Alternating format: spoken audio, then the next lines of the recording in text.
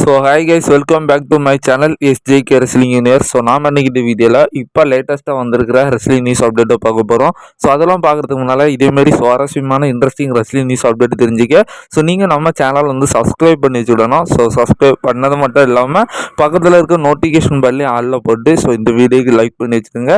So அப்போ தான் நான் போடக்கூடிய வீடியோஸ் எல்லாம் உங்கள் நோட்டிஃபிகேஷனுக்கு வரும். ஸோ இந்த வீடியோக்கு லைக் பண்ணுங்கள், கமெண்ட் பண்ணுங்கள், ஷேர் பண்ணுங்கள். வாங்க வீடியோக்குள்ளே போகலாம். ஃபஸ்ட்டு வீடியோ ஸ்டார்ட் பண்ணோம் ஏஇடபிள்யூட நியூ சாம்பியன்ஷிப்பில் இருந்து. ஸோ ஏஇடபிள்யூ வந்து இப்போ புதுசாக வந்து so AEW national wrestling championship அப்படின்னு சொல்லி ஒரு சாம்பியன்ஷிப் வந்து ஸோ இன்ட்ரடியூஸ் பண்ணியிருக்கிறாங்க. ஸோ அதுதான் நீங்கள் இப்போ பார்த்துட்ருக்கிறீங்க. ஸோ இது எப்படி இருக்குது அப்படிங்கிறத உங்களோட கருத்தை கமெண்ட்டில் தட்டிவிடுங்க. அடுத்ததாக வந்து நம்ம லியூ மார்க் வந்து டபிள்யூடபிள்யூக்கு ஃபைனலில் வந்து ரிட்டர்ன் வந்துட்டாங்க. ஸோ வந்ததோட 2-3 ட்விஸ்ட் ஆர்டர் பண்ணாங்க. ஸோ ரொம்ப வந்து ஃபேன்ஸை ஒரு 2 நிமிஷம் வந்து என்டர்டெயின் பண்ணிட்டாங்கன்னு சொல்லலாம். ஸோ ஃபர்ஸ்ட் வந்து டாமினிக், அதாவது அவங்க வந்து ஒரு கேரக்டரை சேஞ்ச் பண்ணது மாதிரி ஸோ அவங்களோட ஓர் வெர்ஷன்லேயே வந்து மேக்கப் போட்டு வந்திருந்தாங்க. ஸோ உடனே நான் நினச்சேன் ஸோ ஓகே, ஸோ அப்போ ஜட்ஜ்மெண்ட்டை விட்டு பிரிஞ்சுடுவாங்க போல் அப்படின்னு தான் வந்தேன். ஸோ வந்த மாதிரியே பார்த்தீங்கன்னா ஸோ நம்ம டாமினிக் மஸ்டீரியோக்கு ஒரு பஞ்ச் விட்டாங்க. ஸோ அப்பா அதனால விட்ரல் பண்ணிட்டாங்க அப்படின்ட்டு நினச்சோம். ஸோ அதுக்கப்புறம் ஜான்சனா கிட்ட போய் சேர மாதிரி சேர்ந்தாங்க. பட் ஜான்சனே வந்து அட்டாக் பண்ணி விட்டுரு. ஸோ விட்டு தரமான ஒரு ட்விஸ்ட் பற்றி என்ன பண்ணாங்க. ஸோ அந்த சீன்லாம் வேறு மாதிரி இருந்து எப்படி கோடி ரோட்ஸுக்கு வந்து ஜான்சனாக கெட்டி பிடிச்சிக்கிட்டு ஸோ அந்த ஃபேஸை மாற்றி அதுக்கப்புறம் வந்து ஒரு லோ ப்ளோ கொடுத்தாரோ. ஸோ அதேமாரி வந்து ஸோ நம்ம லீவ் மார்கன் பண்ணாங்க. ஸோ உடனே எனக்கு விஜய் சாரோட ஒரு டைலாக் தான் நான் வந்து ஸோ மெர்சல் படத்தில் அவர் வந்து ஒரு டைலாக் சொல்லியிருப்பார், நீ வினைத்த வினை எல்லாம் முன்னே அறுக்க காத்திருக்கும் அப்படிங்கிற மாதிரி. ஸோ ஜான்சனாக பண்ணதை இப்போ அவருக்கே பார்த்தீங்கன்னா நம்ம லீவ் மார்கன் வந்து பண்ணிவிட்டு இருக்காங்க. ஸோ உண்மையிலே ரிட்டர்ன் வந்து தரமாக இருந்துச்சு. ஸோ அவங்களோட ரிட்டர்ன் இந்த அளவுக்கு உங்களுக்கு ஒரு ட்விஸ்டாகவும் ரொம்ப என்டர்டெயினாக இருந்துச்சுன்னு சொல்லி உங்களோட கருத்தை எடுத்துடுங்க. அடுத்ததாக உடனே பேக் ஸ்டேஜில் இருந்து நம்மளுக்கு ஒரு பிக்ஸும் தேவைப்படுது. ஸோ தெரிஞ்சே வந்திருக்குன்னு சொல்லலாம். ஸோ அதை நம்ம டாமினிக் மஸ்டீரியோ வந்து லீவ் மார்கன் கூட பேக் ஸ்டேஜில் போயிட்டு நேரம் பார்த்தீங்கன்னா ஃபுட்டேஜ் வந்து தெரிய வந்திருக்கு. ஸோ அடுத்ததாக ட்ரிபிள் ஹெச் வந்து ஒரு விஷயத்தை ஷேர் பண்ணுறாரு. ஸோ அவரோட ட்விட்டரில் வந்து டாமினிக் மஸ்டீரியோ ஜான்சன் ஆகி அகேன்ஸ்டாக மேட்ச் ஆடி ஸோ ஜான்சனாவும் மீண்டும் தோக்கடிச்சு அந்த டைட்டில் வந்து அவரே ஜெயிச்சுக்கிட்டதை பற்றி ஸோ ரியாக்ட் பண்ணியிருக்கிறாரு. ஸோ அதாவது இது வந்து நம்ம டாமினிக் மஸ்டீரியோட கரியருக்கு வந்து இது வந்து ரொம்பவும் முக்கியமான மூமெண்ட், பெரிய மூமெண்ட் அப்படிங்கிற மாதிரி சொல்லியிருக்கிறாரு. ஸோ அஃப்கோர்ஸ் இது உண்மை தான். ஜான்சனோட கடைசி ரன்னில் யார் எதில் பிளான் பட்டுறாங்களோ இல்லையோ ஸோ நம்ம டாமினிக் மஸ்டீரியோக்கு இது ஒரு பெரிய யூஸ்ஃபுல்லாக அப்படின்னா இருந்துச்சு. ஸோ மீடியா எல்லாரும் ஜான்சனோட லாஸ்ட் ரன்ல இருக்கணும் அப்படிங்கிற மாதிரி மேட்ச் பண்ணாங்க.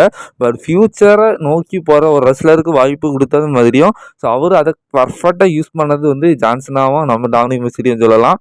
ஸோ இதெல்லாம் பற்றி நீங்கள் நினைக்கிறீங்கன்னு சொல்லி உங்களோட கருத்தை சொல்லுங்கள்.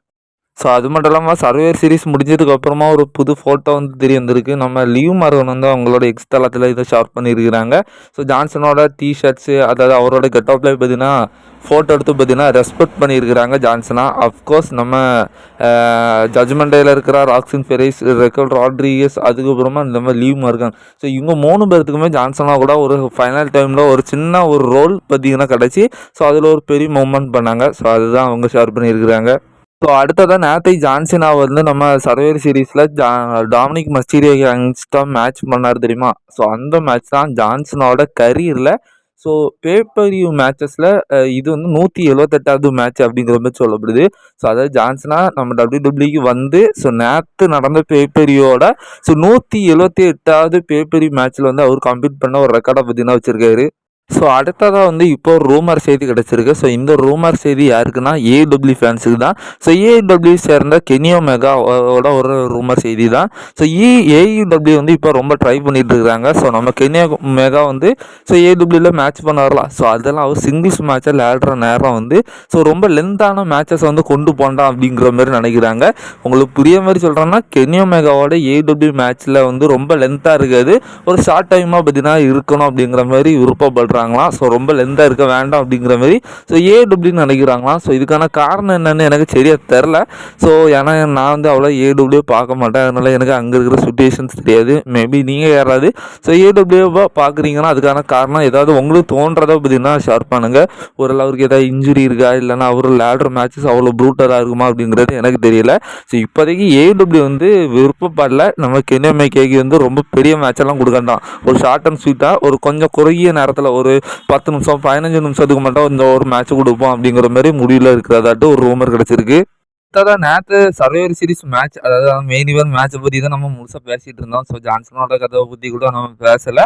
ஸோ அந்த மேட்ச் முடிஞ்சதுக்கு அப்புறமா அந்த ஹீல் டீம் பிராக் லெஸ்னரோட டீம் பார்த்தீங்கன்னா கீழே இருந்து செலிப்ரேஷன் பண்ணிட்டு இருக்க நேரம் ஸோ அதில் ஒரு ஃபுட்டேஜ் வந்து பயங்கர வைரலாக பார்த்தீங்கன்னா போயிட்டு இருந்து. ஸோ அது என்ன ஃபுட்டேஜ் அப்படின்னு கேட்டிங்கன்னா, ஸோ பிராக் லெஸ்னர் வந்து ஒரு யங் ஃபேன், அது ஒரு சின்ன பொண்ணு வந்து ஸோ அவர்கிட்ட ஏதோ சிக்னேச்சரோ ஏதோ ஒன்று கேட்டிருக்கோம்னு நினைக்கிறேன். ஸோ சடன்லி வந்து நம்ம பிராக் லெஸ்னர் ஸோ அந்த கேரக்டரை பிரேக் பண்ணி ஸோ அவங்க கிட்ட இருந்து 2-3 நேரம் கொஞ்ச நேரம் பேசியிருக்கிறாங்க.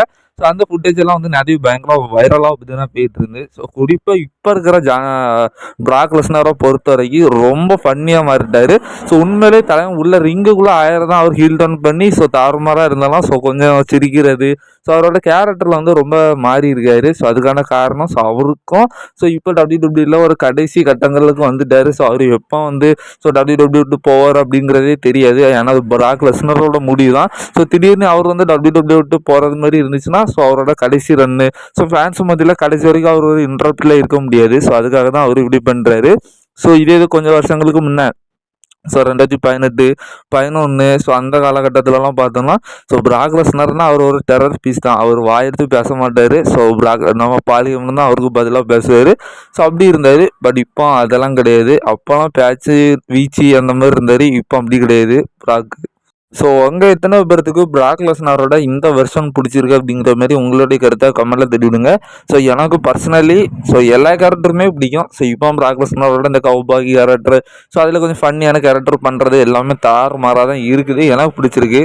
அடுத்ததாக வந்து கிறிஸ் ஜெரிகோ வந்து நம்ம WWE திரும்ப வந்துருவாரு ஸோ அப்படிங்கிற மாதிரி ஒரு ரூமர்லாம் போயிட்டு இருந்தில்ல. ஸோ ஃபைனலி அதேசம் அது உண்மை ஆயிரும்னு நினைக்கிறேன். ஸோ அது படி தான் இப்போ அடுத்த ஒரு ரூமராக கிடச்சிருக்கு. இப்போ WWE வந்து ஸோ ஆஃபரு நம்ம கிறிஸ் ஜெரிகோக்கு பண்ணிட்டாங்க அப்படிங்கிற மாதிரி ஒரு ரூமர் கிடச்சிருக்கு. ஸோ அதாவது அது ஆஃபர் என்னன்னா நம்ம கிறிஸ் ஜெரிகோட ரிட்டையர்மெண்ட் ஸ்டோர் லைன் அப்படிங்கிற மாதிரி சொல்லப்படுது. ஸோ நம்ம ஜான்சன் ஆகி எப்படி ஒரு வருஷம் ரிட்டைர்மெண்ட் டூர் பார்த்தோமோ அந்த மாதிரியான ஒரு ரிட்டைர்மெண்ட் டூரை வந்து நம்ம கிறிஸ் ஜெரிகோக்கு வந்து ஆஃபர் பண்ணியிருக்கிறாங்க. So one final time Chris Jericho அப்படிங்கிற மாதிரி சொல்லப்படுது. ஸோ அதுக்காக வந்து ஆஃபர் பண்ணியிருக்கிறாங்களாம். ஸோ அதை அக்செப்ட் பண்ணியிருக்கிறாரா அப்படிங்கிற மாதிரி ரூமர் வரல. பட் WWE வந்து கிறிஸ் ஜெரிகோக்கு ஆஃபர் பண்ணியிருக்கிறாங்க அப்படிங்கிற மாதிரி ரூமர் கிடச்சிருக்கு.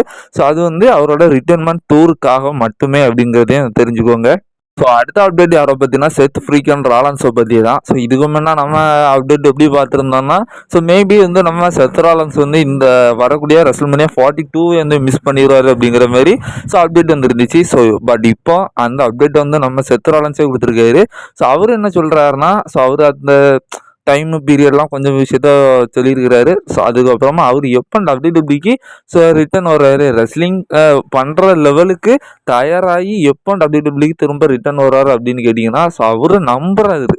ஸோ அதுவும் கன்ஃபார்ம் கிடையாது. மேபி அதுக்குள்ளே எனக்கு அவர் வந்து அதுக்குள்ளே குணம் ஆயிட்டார் அப்படின்னா அவர் நம்புறாரு February மாதம் அவர் ரிட்டர்ன் வர்றதுக்கு வாய்ப்பு இருக்குது அப்படிங்கிற மாதிரி ஸோ நம்புறாரு. ஸோ எல்லாம் அவரோட இன்ஜுரியெலாம் கிளியர் ஆகி அவர் ரெஸ்லிங்க்கே பெர்ஃபெக்டாக ரெடி ஆனதுக்கு அப்புறமா ஓகேப்பா இதுக்குள்ளே நான் நம்புறேன் நான் ரிட்டர்ன் வரேன் அப்படிங்கிற மாதிரி அவர் February மந்த்தை வந்து சூஸ் பண்ணியிருக்காரு. ஸோ அதுக்குள்ளே வந்து மேபி நான் வரதுக்கு வாய்ப்பு இருக்குது அப்படிங்கிற மாதிரி பார்த்தீங்கன்னா செத்ராலன்ஸ் சொல்லியிருக்காரு.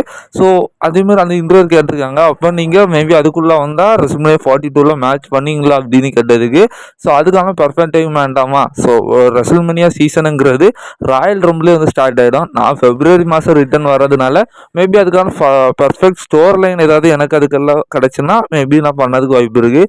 இல்லை அதில் ஒரு நிறைய எல்லாம் புக்கிங் ஆகிறது மாதிரி ஆயிடுச்சுன்னா மேபி மிஸ் ஆகலாம் அப்படிங்கிற மாதிரி சொல்லியிருக்காரு. ஸோ எதுவுமே இப்போதைக்கு கன்ஃபார்ம் ஆகல. மேபி இப்போ இருக்கிற சுச்சுவேஷன் படி செத்ராலன்ஸ் ஸ்டோர்னா ஸ்ட்ராட்டஜி பண்ணியாச்சு அப்படின்னு கேட்டிங்கன்னா ஸோ February மாதம் வந்து அவர் ரிட்டர்ன் வர்றது மாதிரி இருக்குது. ஸோ அப்படி வந்தாலும் கூட ஸோ அவர் வந்து ரெஸ்ல்மேனியாலாம் மேட்ச் பண்ணுறது 50-50 தான் சான்ஸ் இருக்குது. ஸ்டோர் லைன் படி WWE வந்து ராயல் ரம்பிளே வந்து ஃபிக்ஸ் பண்ணி வச்சுருவாங்க. ஸோ அதுக்கப்புறமா செத்ராலன்ஸ் ஒரு ரிட்டர்ன் வந்தால் கூட அவர் ரெஸ்ல்மேனியாவில் மேட்ச் பண்ணுறது வந்து கஷ்டம் தான். ஏன்னா ஒருவேளை WWE முடிவு பண்ணாங்கன்னா ஓகே செத்ராலன்ஸ் வந்து ஒரு மேட்ச் கொடுப்போம் அப்படின்னு நினச்சாங்கன்னா ஏதாவது ஒரு சின்ன மேட்ச்சில் வேணால் ஸோ ஒரு ரெஸ்ல்மேனியாவில் ஒரு சின்ன மேட்ச் கொடுக்குறதுக்கு வாய்ப்பு இருக்குது. ஸோ அப்படி இல்லைனா மேபி அது வந்து கேன்சல் ஆகிறதுக்கும் வாய்ப்பு இருக்குது. இப்படி ஒரு 50% வாய்ப்புகள் இருக்குது. ஸோ அடுத்ததாக நம்ம இப்போ மெயினியோ நியூஸ்க்கு வந்துட்டோம். ஸோ ஒரு பெரிய ஒரு ஹாப்பி நியூஸ்னே நினைக்கலாம். இல்லைன்னா என்னடா திரும்ப திரும்ப இது நடக்குதுன்னு கூட நீங்கள் யோசிக்கலாம். சரி, இப்போ அந்த அப்டேட், அதாவது அந்த மெயினியோ நியூஸை பார்க்குறதுக்கு முன்னால் ஸோ நீங்கள் இன்னும் நம்ம சேனலை சப்ஸ்கிரைப் பண்ணலன்னா பண்ணிவிடுங்க. அப்படியே நம்ம சேனலுக்கு லைக் பண்ணுங்கள், ஷேர் பண்ணுங்கள், கமெண்ட் பண்ணுங்கள். ஸோ இப்போ மெயினியோவில் என்ன நியூஸை பார்க்க போகிறோம் அப்படின்னு கேட்டிங்கன்னா, ஸோ இப்போ WWE வந்து அது ஒரு ரூமர் செய்தி தான். இப்போ WWE வந்து பிளான் பண்ணிட்டு இருக்கிறாங்களாம். ஸோ ரோமன் ரைன்ஸ் விசிஸ் கோடி ரோட்ஸ்க்கான பார்ட் 3 மேட்சை வந்து ரெஸ்ல்மேனியா 42ல நடத்த போகிறாங்க அப்படிங்கிற மாரி ரூமர் செய்தி கிடைச்சிருக்கு. ஸோ அதுவும் கோடி ரோட்ஸ் வந்து அவரோட WWE அன்டிஸ்ட்ரிபியூட்டட் டைட்டிலை டிஃபெண்ட் பண்ணி தான் விளையாட போகிறார் அப்படிங்கிற மாரி சொல்லப்படுது. ஸோ எனக்கு பெருசாக வந்து குற்றம் சொல்ல மாட்டேன். ஓகே தான், நான் வந்து அதை அக்செப்ட் பண்ணிடுறேன். ஸோ நீங்கள் என்ன நினைக்கிறீங்க? ஒருவேளை கோடி ரோட்ஸுக்கும் ரோமன் ரெயின்ஸுக்கும் பார்ட் 3 மேட்ச் வந்து ரெஸ்ல்மேனியா 42ல நடக்குதுன்னா, ஸோ இந்த மேட்ச்சில் வந்து யார் ஜெயிப்பா? ரோமன் ரெயின்ஸ் திரும்பவும் அந்த அன்டிஸ்ட்ரிபியூட்டட் சாம்பியனா ஜெயிப்பாரா? அப்படி இல்லைன்னா கோடி திரும்பவும் நம்ம ரோமன் ரெயின்ஸை தோப்பாரா? ஏன்னா 2 பேரும் ஒவ்வொரு மேட்ச்சில் வந்து வின் பண்ணியிருக்கிறாங்க. ஸோ இது இவங்களுக்கான ஒரு ஃபைனல் டைம். யாரெல்லாம் பெருசு அப்படிங்கிற மாதிரி நடந்துச்சுன்னா, ஸோ யார் வின் பண்ணுவா அப்படிங்கிற உங்களுடைய கருத்தை வந்து கமெண்டில் தட்டுங்க. ஏன்னா இந்த மேட்ச் நடக்கிறதுக்கும் வாய்ப்பு இருக்க தான் செய்யுது. அதுக்கான காரணம் என்னென்னா, ஸோ கோடிக்கிட்ட அந்த சர்வைவர் சீரிஸ் மேட்ச்லேயே பார்த்தீங்கன்னா ரோமன் சொல்லியிருப்பாரு, ஸோ இதுதான் நம்ம 2 பேரும் கடைசியாக டீமாப்பாக இருந்து விளையாடுற மேட்ச். அதாவது நம்ம 2 பேரும் சேர்ந்து ஒரு டேக் டீமாக விளையாடினா கடைசி ஒரு மேட்சாக இதுதான் இருக்கணும் அப்படிங்கிற மாதிரி சொல்லியிருப்பாரு. ஸோ மேபி இதிலே ஒரு அடித்தளம் போட்டிருக்கலாம்.